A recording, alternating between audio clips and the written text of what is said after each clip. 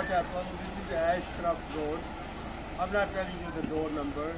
A car was coming very fast, and what I heard that the bus driver, it hit the bus, and the bus came straight into this house.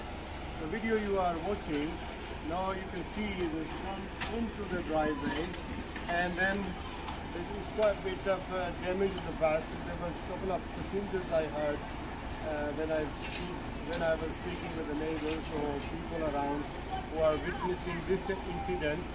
And then one driver, his name was Mohammed.